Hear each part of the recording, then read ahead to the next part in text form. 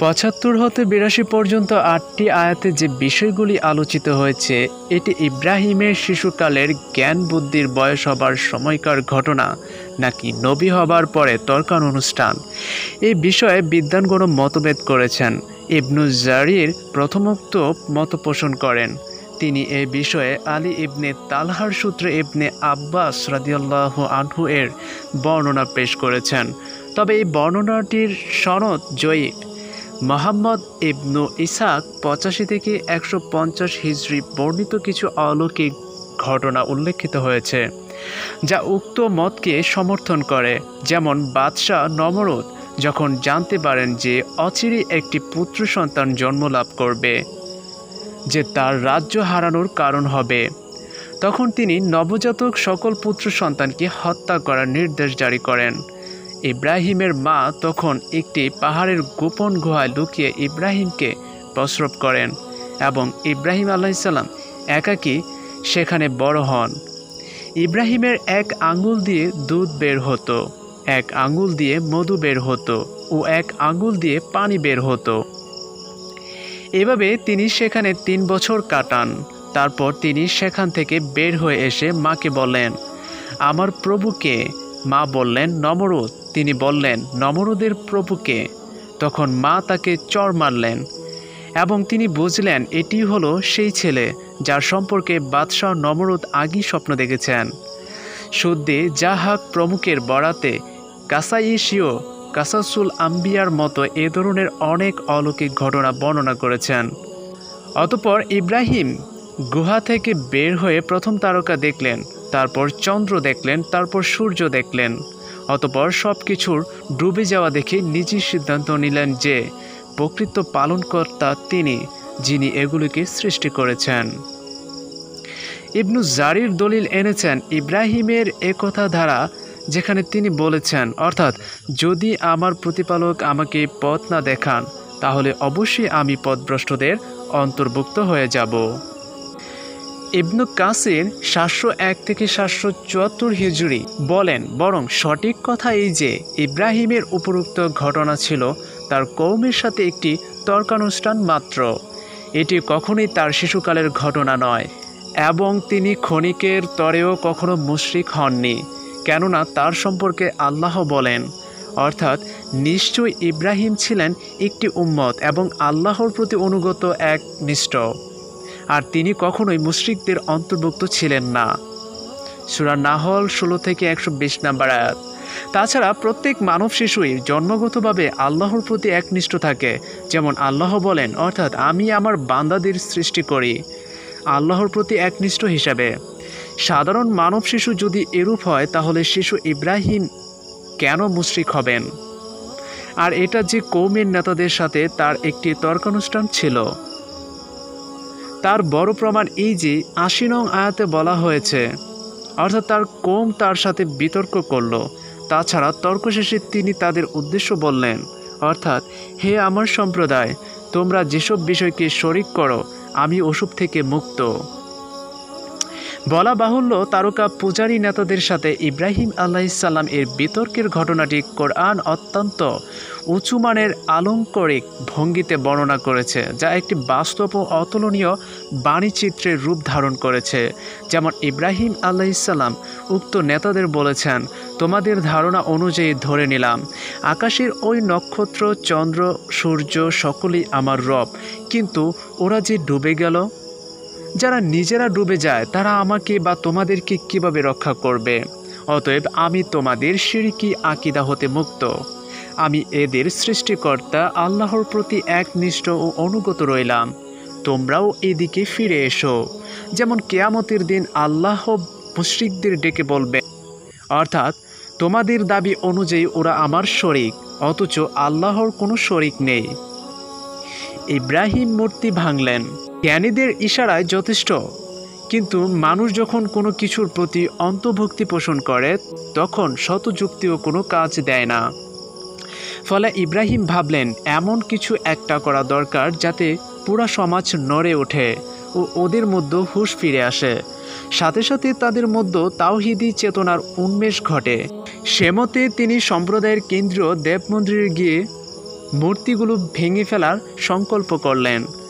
ইব্রাহিম আলাইহিসসালামের সম্প্রদায় বছর একটা বিশেষ দিনে উৎসব পালন করত ও সেখানে নানারূপ অপচয় ও অবসন কাজ করত, যেমন আজকাল প্রবৃত্তি পূজারী ও বস্তুতবাদী লোকেরা করে থাকে কথিত সংস্কৃতির নামে।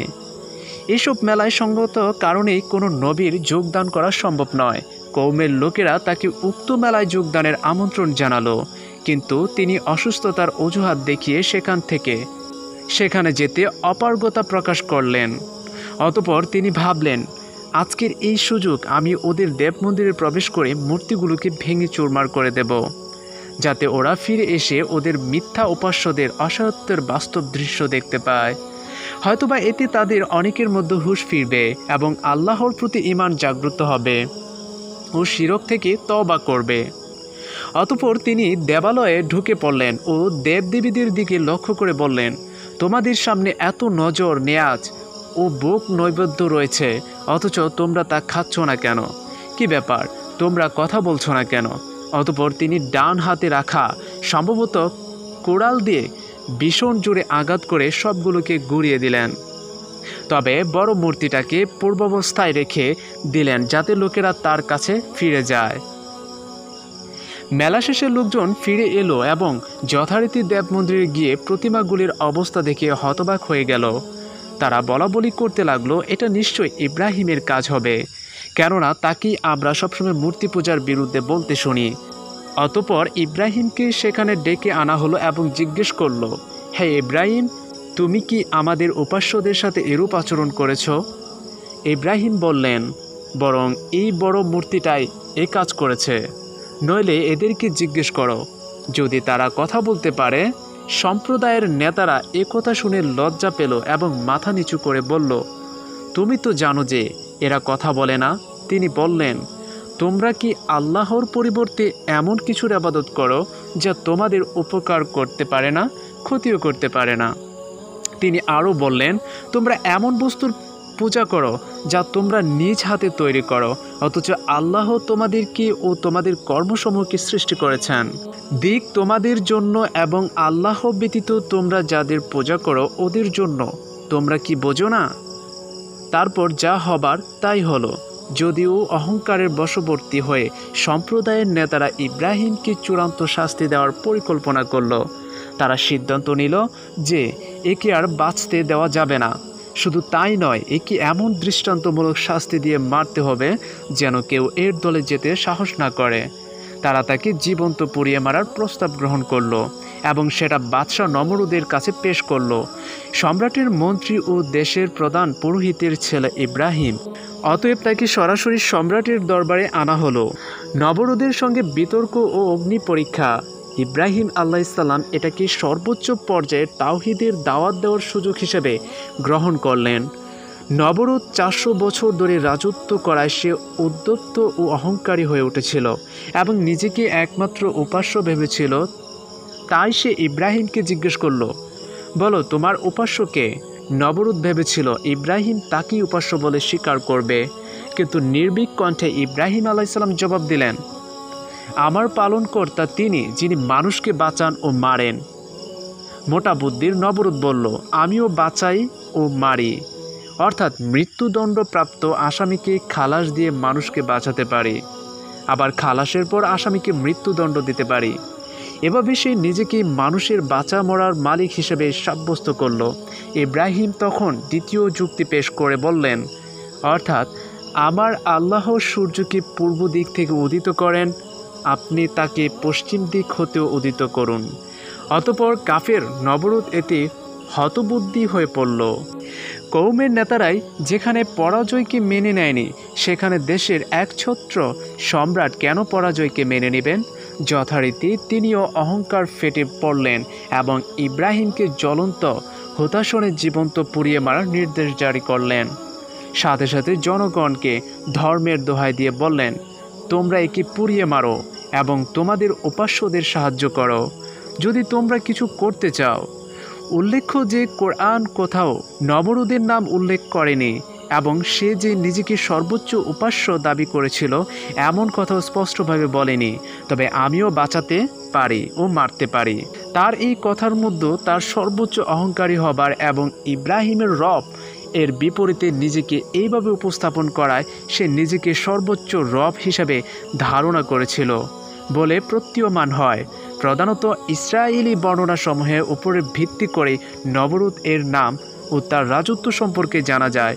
কোরআন কেবল অতটুকুই বলেছে যতটুকু মানবজাতির হেদায়েতের জন্য প্রয়োজন। যুক্তিতর্কে হেরে গিয়ে নমরুদ ইব্রাহিম আলাইহিসসালামকে জীবন্ত পুড়িয়ে মারার হুকুম দিল। অতঃপর তার জন্য বিরাট আকারের আয়োজন শুরু হয়ে গেল। আল্লাহ বলেন, অর্থাৎ তারা ইব্রাহিমের বিরুদ্ধে মহাফন্দি আঁটতে চাইল, অতঃপর আমি তাদেরকে সর্বাধিক ক্ষতিগ্রস্ত করে দিলাম। অন্যত্র আল্লাহ বলেন, অর্থাৎ আমি তোমাদেরকে পরাভূত করে দিলাম। অতঃপর একটা ভিত নির্মাণ করা হলো এবং সেখানে বিরাট অগ্নিকুণ্ড তৈরি করা হলো। তারপর সেখান তাকে নিক্ষেপ করা হলো। সহিহ বুখারীতে হযরত আব্দুল্লাহ ইবনে আব্বাস রাদিয়াল্লাহু আনহু হতে বর্ণিত হয়েছে যে জ্বলন্ত অগ্নিকুণ্ডে নিক্ষেপের সময় ইব্রাহিম আলাইহিসসালাম বলে ওঠেন, অর্থাৎ আমার জন্য আল্লাহই যথেষ্ট, তিনি কতই না সুন্দর তত্ত্বাবধায়ক। একই প্রার্থনা শেষ নবী মুহাম্মদ সাল্লাল্লাহু আলাইহি সাল্লাম করেছিলেন।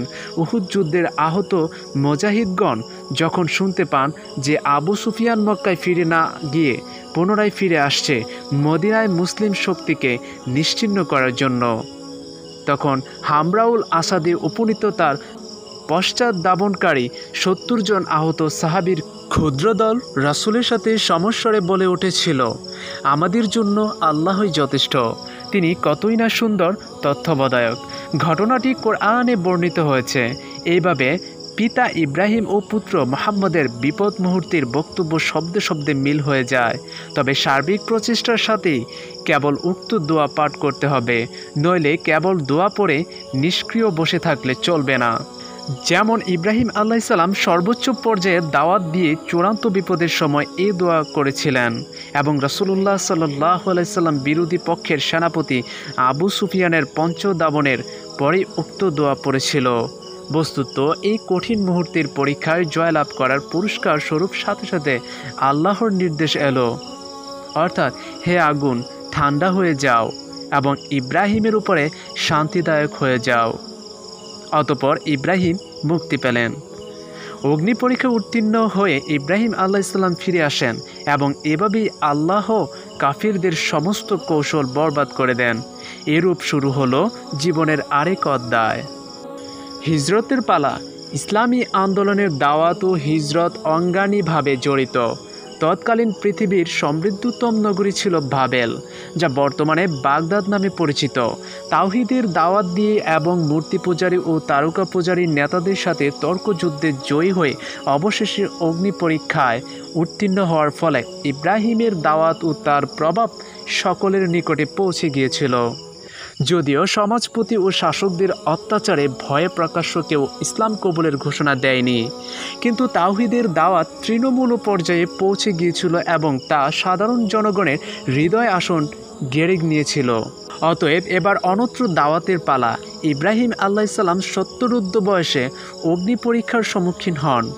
এই দীর্ঘদিন দাওয়াত দেওয়ার পরেও নিজের স্ত্রী সারা ও ভাতিজা লূত ব্যতীত কেউ প্রকাশ্য ঈমান আনেননি। ফলে পিতা ও সম্প্রদায় কর্তৃক প্রত্যাখ্যাত হয়ে তিনি আল্লাহর হুকুমে হিজরতের সিদ্ধান্ত নেন। যাওয়ার পূর্বে তিনি নিজ সম্প্রদায়কে ডেকে যে বিদায়ী ভাষণ দেন তার মধ্যে সকল যুগের তাওহীদবাদী গণের জন্য গুরুত্বপূর্ণ শিক্ষণীয় বিষয় লুকিয়ে রয়েছে। ইব্রাহিমের হিজরত পূর্ব বিদায়ী ভাষণ আল্লাহর ভাষায়, অর্থাৎ তোমাদের জন্য ইব্রাহিম ও তার সাথীদের মধ্যে উত্তম আদর্শ নিহিত রয়েছে। যখন তারা তাদের সম্প্রদায়কে বলেছিল, আমরা সম্পর্ক ছিন্ন করছি তোমাদের সাথে এবং তাদের সাথে যাদেরকে তোমরা পূজা করো আল্লাহকে বাদ দিয়ে, আমরা তোমাদেরকে প্রত্যাখ্যান করছি এবং আমাদের ও তোমাদের মাঝে স্থায়ী শত্রুতা ও বিদ্বেষ বিকশিত হলো যতদিন না তোমরা কেবলমাত্র এক আল্লাহর উপরে বিশ্বাস স্থাপন করবে। হে প্রভু, আমরা কেবল তোমারই উপরে ভরসা করছি এবং তোমার দিকেই মুখ ফিরাচ্ছি ও তোমার নিকটই আমাদের প্রত্যাবর্তন স্থল। এরপর তিনি কওমকে উদ্দেশ্য করে বললেন, অর্থাৎ আমি চললাম আমার প্রভুর পানে, সত্তর তিনি আমাকে পথ দেখাবেন। অতঃপর তিনি চললেন দিশাহীন যাত্রাপথে। আল্লাহ বলেন, অর্থাৎ আর আমি তাকে ও লূতকে উদ্ধার করে নিয়ে গেলাম সেই দেশে যেখানে বিশ্বের জন্য কল্যাণ রেখেছি। এখানে তার সাথে বিবি সারার কথা বলা হয়নি। নারীর গোপনীয়তা রক্ষার শিষ্টাচারের প্রতি খেয়াল করে আধুনিক নারীবাদীদের জন্য এর মধ্যে শিক্ষণীয় বিষয় রয়েছে। অতঃপর আল্লাহ তাকে এবং তার স্ত্রী সারা ও ভাতিজা লূতকে পথ প্রদর্শন করে নিয়ে গেলেন পার্শ্ববর্তী দেশ শাম ও সিরিয়ার অন্তর্ভুক্ত বাইতুল মুকাদ্দাসের অদূরে ক্যানআন নামক স্থানে, যা এখন তার নামানুসারে খলিল নামে পরিচিত হয়েছে। ওই সময়ে সেখানে বাইতুল মুকাদ্দাসের অস্তিত্ব ছিল না। এখানে ইব্রাহিম আলাইহিসসালাম বাকি জীবন অতিবাহিত করেন ও এখানেই কবরস্থ হন। এখানে হিজরতের সময় তার বয়স ৮০ থেকে ৮৫-এর মধ্যে ছিল এবং বিবি সারার ৭০ থেকে ৭৫-এর মধ্যে। সঙ্গী ভাতিজা লূতকে আল্লাহর নবুয়ত দান করেন ও তাকে পার্শ্ববর্তী সমৃদ্ধ নগরী সাদসমূহ ৫টি নগরীর লোকদের হেদায়েতের উদ্দেশ্য পাঠানো হয় ও তিনি সেখানেই বসবাস করেন। ফলে ইব্রাহিমের জীবনে নিঃসঙ্গতার এক কষ্টকর অধ্যায় শুরু হয়। উল্লেখ্য যে মানবজাতির প্রথম ফসল ডুমুর ৩ বর্তমান ফিলিস্তিনি উৎপন্ন হয়েছিল আজ থেকে ১১,০০০ বছর আগে।